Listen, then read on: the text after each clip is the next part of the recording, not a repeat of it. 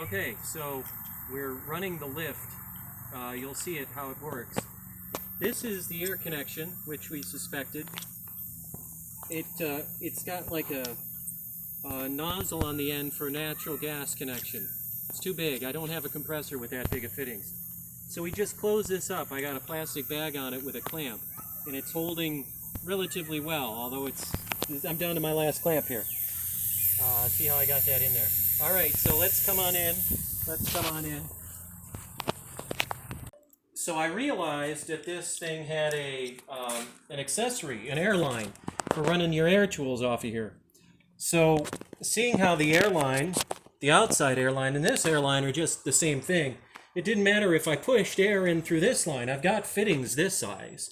So what I did is I took my regular airline and I screwed on a different kind of quick connect fitting on the end of this, on the end of the hose, a quick connect fitting, and I put it in to here. So now I'm blocking the air on the other side and I'm sending the air in here, and I've got the air compressor up to about 130, which is as high as it'll go effectively, which is just enough to drive this thing. So let's take a look. Now here's the hoist control. I've got some weight on it because I ran it up, and with no weight I couldn't get it down. So it was stuck up 5 feet in the air until I put the weight on it, and then I had me and the boys hanging off of it to get it to go down. But now I can run it up and down with the weight on it. So here's what we can do. All right, now I'm gonna take this left, right, and it should go up. I can kind of hear it going in. See, look, there it goes. It's a little. It was a lot easier than that with the weight on it, but it's a little herky-jerky now, and at 130 pounds, that's really the minimum that it should operate at.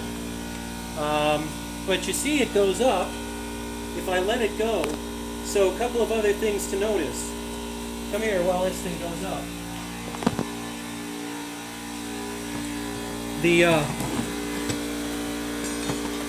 The hesitancy with which it goes up is a function of the lack of air pressure, I think, and also it may need an oil change or more hydraulic oil.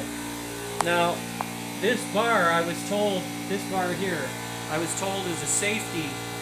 I think it goes in this lock here somehow, and you can turn this, but I don't know. Maybe that's where the pin was that kept the thing to the floor. You see it's continuing to go up some, but I'm emptying out my tank, so it's real slow.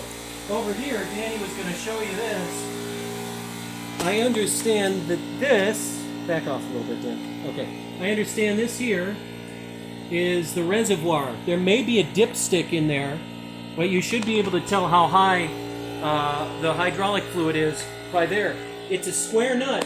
The biggest impact socket I have won't go on it, so I'm not sure how to get that out of there, and they're notoriously difficult to remove online. You'll see how it's going up now. We've got it this far. So now I'm going to go ahead and put it in the middle position. So now it's in the middle position, and it should stay here, but sometimes it goes down on its own. Let me hop on this thing and see if it'll go down. And now it's sticking up pretty good. So that's good. So to get it to go down, we're going to get it to go down. And air is released, but not all the air from this system, but some air is released.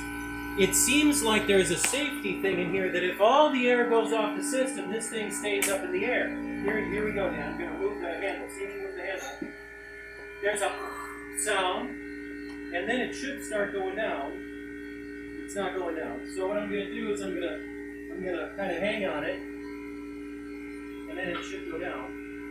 There it goes. All right. And it'll go down like that. Now this thing, because it's a single pole, the way they made these when they were old, they made them so they would spin all the way around. This thing will spin. But then they decided that wasn't safe, apparently. So they, see, it didn't sit down properly. I got to raise it some. So you see, it moves easily side to side. So I'm going to take it back up a little bit. Hopefully. There we go. gonna see if I can hop down here without it landing on my feet. Yep. Yep. It went down on its own in the middle position and still didn't make it. Hold on. Up. Up. There we go. Okay. So I'm gonna move it a little bit to the side. Yeah, see? There it goes. And then when I move it, it loosens up some and goes down. So now it fits over this bolt thing, and it's down. Good. All right, so that's the lift. So from here, we need, I need a bigger compressor, probably to drive it more reliably. I need to get into here so I can check the level of the oil and maybe change the oil out. They say the oil goos up real bad over time. Do you wonder if that thing is actually the knob thing? Or the... You wonder if that is the thing that, like, goes in the oil and sees how deep or whatever? Yeah, that's where you put the oil in and see how deep the hydraulic oil is.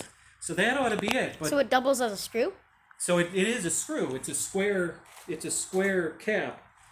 So you should be able to put something on there and twist it off, I think. But there you go. So that's the lift. That's what we know so far. So it kind of works. All right, thank you.